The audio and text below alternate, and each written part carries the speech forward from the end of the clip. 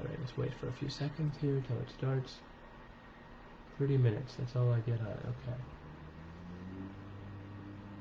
Alright, so 35 minutes it did that. So we'll see if this happens again if I get to 35 more. So, I've talked about the first one, and then sticking around, and all that garbage. And then last year at this time, not this time, in January. Yeah, not this January that just passed, but last January. I was having so much stress, um, being parent to the high-strung kid, and so much stress, thinking about the stuff I'm not succeeding at, money, job, whatever. I was having so much stress with that stuff that I finally decided, last January, not this past one, but last January, that I needed help the same way that, a few other people in my life had needed help. Uh, I told my wife that we both, I should go with you, sort of thing. Like we both can see if there's anybody we can talk to, sort of thing, to help us get through our stress.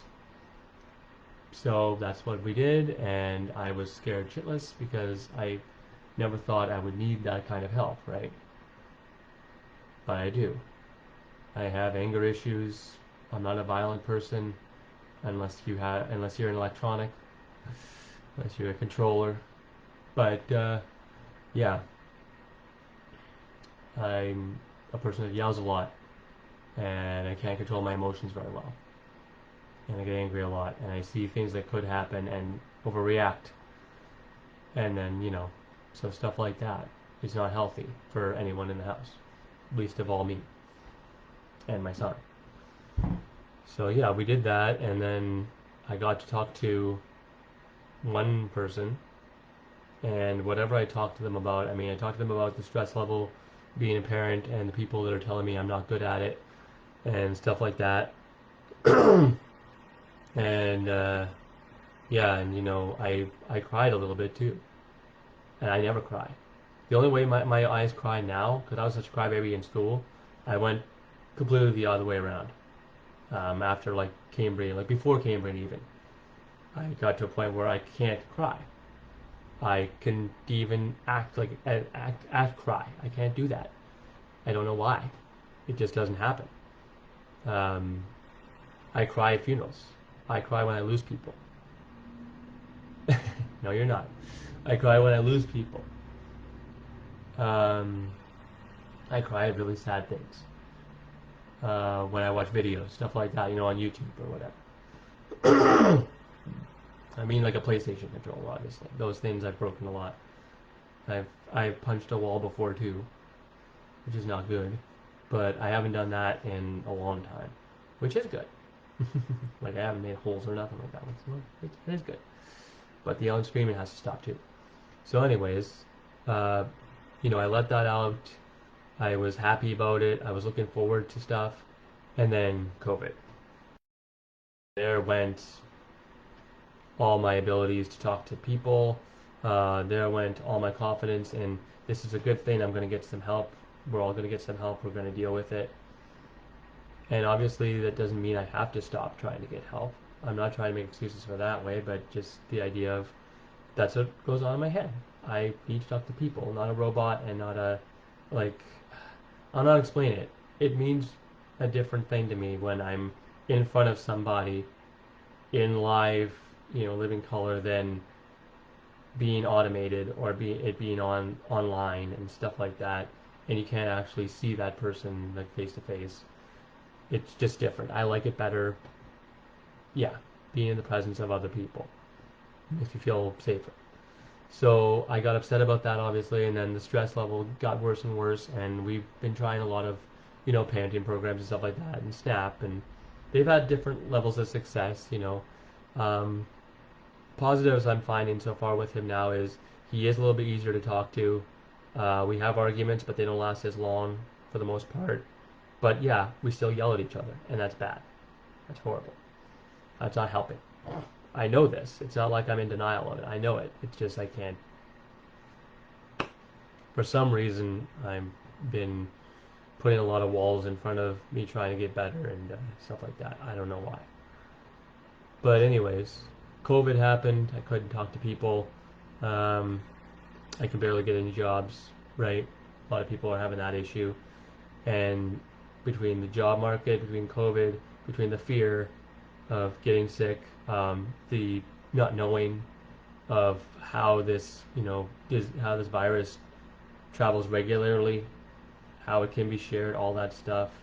Um, Even the stress of people saying else, you know, it obviously got to the two people across the bridge, and one of them didn't make it. The other one took 2 hours to make it and get back over. I don't know how long it would take me if. So basically, this is a story I haven't shared with anyone, and yeah, I don't even think I've shared it outwardly to anyone aside from my wife. I think I talked to her about it the day it happened or a couple of days after it happened, and we were okay for that kind of thing. But yeah, I hate going for walks lately because I feel like if I go for a walk, this might happen again sometimes. But it's an irrational fear because I don't feel that way every single time I go for a walk. I was feeling as low as I could feel at that point. I don't know what it was about either. Could have been anything. I know it was to do with an argument with my son and how things were going and the yelling and screaming, and it just wasn't good that day, right? So I was having a bad day, which I have. I have bad days, I have good days. This was a bad day. And we were living, um, the 10-minute walk away from where the bars are. Like right beside, Northern Life and stuff like that. Where Northern Life, it was. It's not there anymore now, it's for lease. I'm happy I got the last Northern Life, like the very last copy of the Northern Life. I happened to go by when they were getting rid of those last two copies, so that was kind of cool. Because I worked there for a bit, so it was nice to have a little momentum before they went out. But yeah, so like I said, I don't know how this is going to work out, but we'll see. Try to get through it. So I went for my walk from where I was, the 10-minute walk, right? And I hung out in the tunnel for a while and just, try to deal with my emotions. I didn't cry, but I was really angry. And, I was doing this to myself, just like punching my leg, just trying to calm myself down. I might have screamed a couple of times because there was no one there to hear me scream, but not loud. I don't know, any coping mechanism I had to let out aggression, well, aggression, anger, stress, stuff like that, I was doing.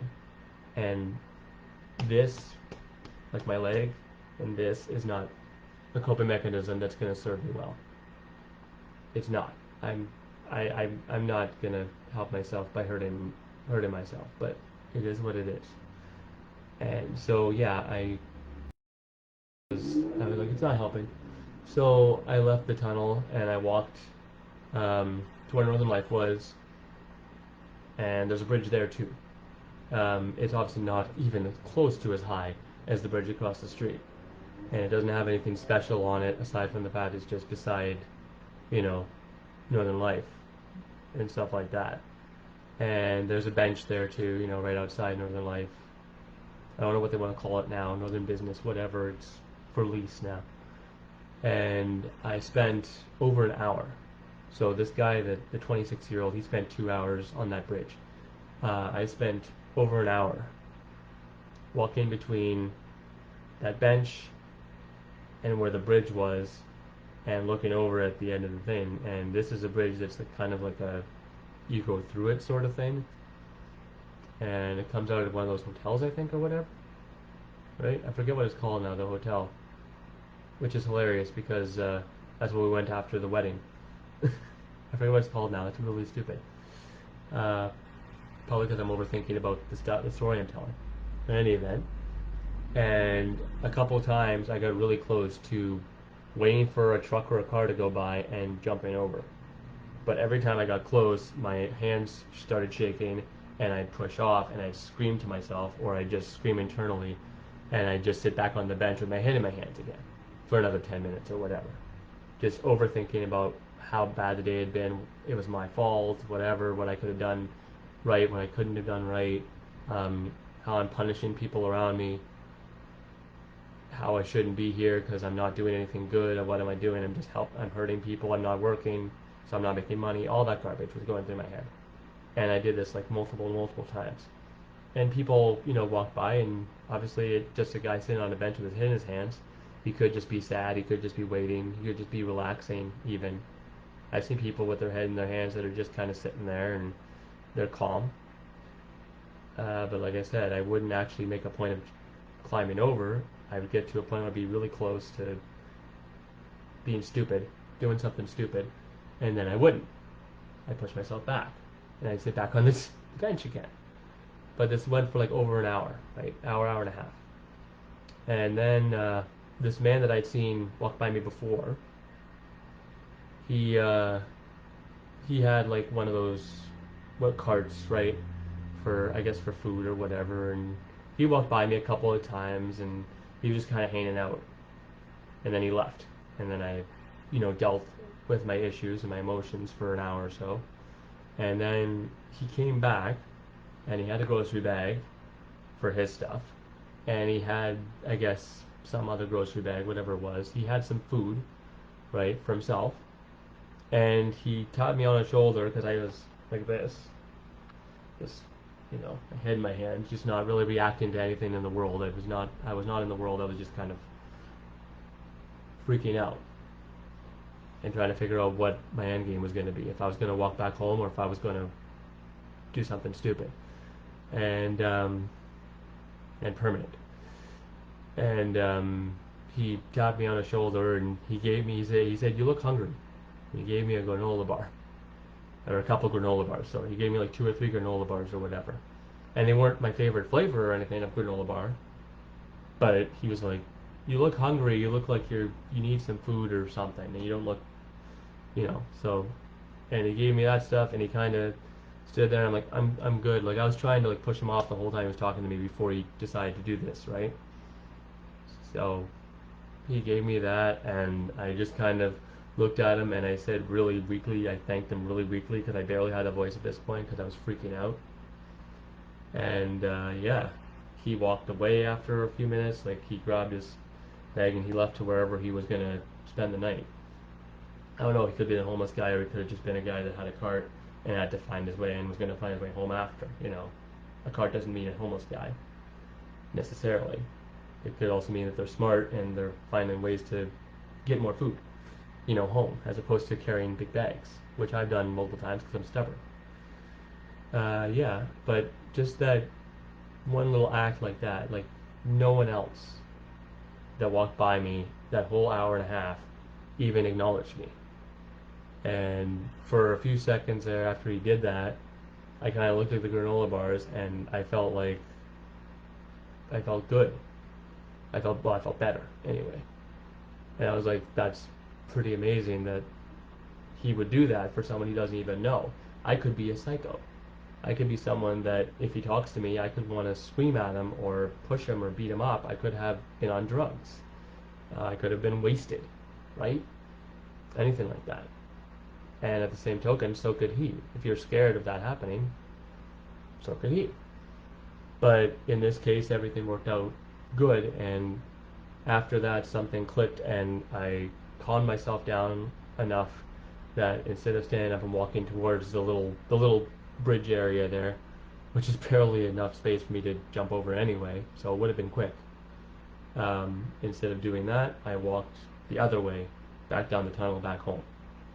And I don't know who that is. I don't know who that person was. I never asked them their name. I'd never seen them before, so I can't place them. But I'm very thankful that they had, the compassion to do that for me, and part with a couple of granola bars, and try to like show a little bit of support to someone they don't even know, someone they'll probably never see again. And I really appreciated that. So that story I haven't told anyone. It happened over a year ago. April, May-ish, and you know, we weren't sure, but we knew we wanted to move at that point. We didn't like the way things were going there, and I was just losing my everything. I was losing my stress to everything, you know. And like I said, in that January before last, like 6 months before that, I had realized that I needed some help to deal with my emotions, and it was not a good day for me. But like I said, what happened across the street, thinking about the families of those two people, it's true. The person who, like, I'm not going to say any names, but yeah, one of my friends, when I posted about that and was talking about how horrible I felt for the family and stuff, said, worry about yourself. It's okay. Worry about yourself first. Their story is not your story, sort of deal. And I know where they were coming from with that statement. They were trying to say, don't put too much energy and stress into someone you'll never meet and into a story you'll never, be a part of. It's not your story. Like, keep going forward. But if it wasn't someone I knew better, I would think they were saying that they didn't care about that person, and why should I? Why should I care so much? Why should I put so much, energy into caring about a person like that? It's because I am that person. I'm just a little older. And in the case of the first woman, it did make it a little younger. I'm 35, so it just really affected me. Affected me enough to tell the stories I've told tonight. And yeah, I don't know what to say about that. But like I said, the worry about yourself thing, like, we had just a conversation back and forth after. We didn't argue. I didn't call him names. He didn't call me names. Nothing like that. We've been friends for years. So he was just like, no, I understand that. I just want to see you happy. I want to see you, succeed. Just keep going. So that person is not saying don't give a crap about other people. That person was just saying don't focus so much on it. I'm sorry, but I can't do that. I think about everybody. I worry about everybody. I worry about everything. Probably one of the reasons I need some help with this kind of stuff. And I had another friend of mine that said they were told, to treat it almost like a joke, or to call the bluff, I guess, of a person. If a person used that as a threat that they're going to kill themselves or whatever, that they were like there was someone in their family that was not that compassionate and said tell them to do it because they won't actually do it. And just the idea of those two stories, the worry about yourself, keep going, don't let you get sucked into that, and the idea that someone would say that to someone and say don't worry about it, just tell them to do it if they're gonna say that, because they're not going to do it.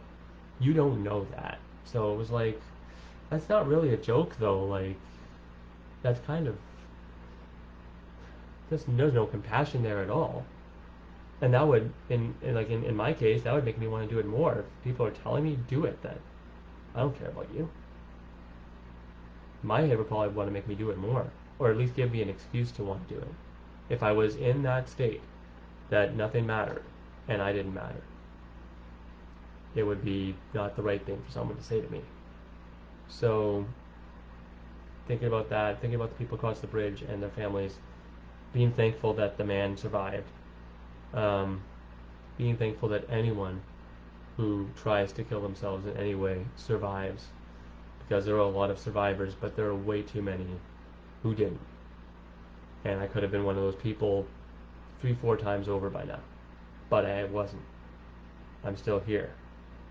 I still may have days like that in the future.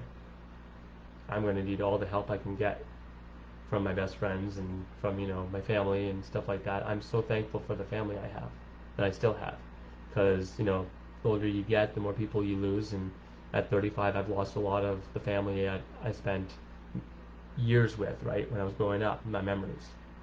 A lot of them are gone. My dad has one sibling left out of 6 or 7. It's him and his sister now. That's it. And, I mean, I wouldn't be surprised if he outlived his sister. I wouldn't be surprised if he went the other way around. I would love to keep them both, and I would like to have kept his whole family too, for my cousins, for obviously their wives and husbands and all that stuff. Thankfully, they didn't, you know, get to a point where they wanted to hurt themselves. It was just that's what happened. You know, they pass away. You get older, you pass away. But I miss a lot of them. And, you know, the person I miss the most, obviously, a lot of people already know this, is my grandfather.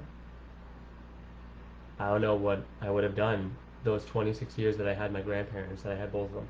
I don't know what I would have done from the time I was 7, till the time I was 15, 16 without him. I don't know if I would have wanted to kill myself, if I would have wanted to, if I would have done stupid things. I don't know if I would have become the person I became, where I am now, in a state where, yeah, I understand the way a lot of the world works. I know how to work within it.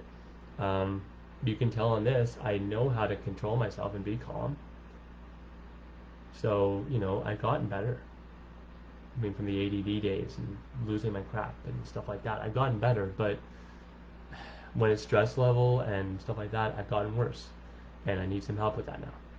So I want to thank everyone who's helped me through all that stuff, including the two poor people downstairs that I've been stressing out for the last 8 months with all my various bad days. And my wife, who has never turned her back on me, who I've known for over 20 years, who I'm very thankful to have still in my life with all the shit that's gone down. I mean, we have fights. We have fights all the time. Like, not fights all the time where we're going to fight every day, but I mean in the sense of, like, little fights. Fights over how to make an egg sandwich or a grilled cheese sandwich because I like it one way and they like it the other way. Those kind of fights. Little fights that are stupid and pointless, but you learn something about them, so there you go. But I'm a true believer of it doesn't happen, it doesn't matter if you fight with people. You fight with friends and you fight with people you love because you care about them and you are both different people. So you're going to have fights. In my opinion, it matters more what happens after the fight. If after a fight where two people are calling themselves the worst names in the book or whatever, and one of them leaves and they come back and they talk about it calmly, then, I mean, the fight wasn't worth having, obviously, in the sense they didn't want to have a fight. But something good came out of it. Understanding came out of it. They know what to do next time. Or they try to make it so there isn't a next time. So yeah, I don't get pissy if there's a fight between me and her. I don't get pissy if there's a fight between me and a friend. I get pissy if, you know, that person keeps acting like they don't care and wants to keep blaming me, or I get pissy at myself if I keep blaming them and then I realize, you know, no, it's both of us had a deal with this kind of thing. We were fighting against each other, but now we're talking. That's where we need to be. We need to understand each other. We need to show the compassion that that man showed me that he didn't have to. We need to care about people a little bit more.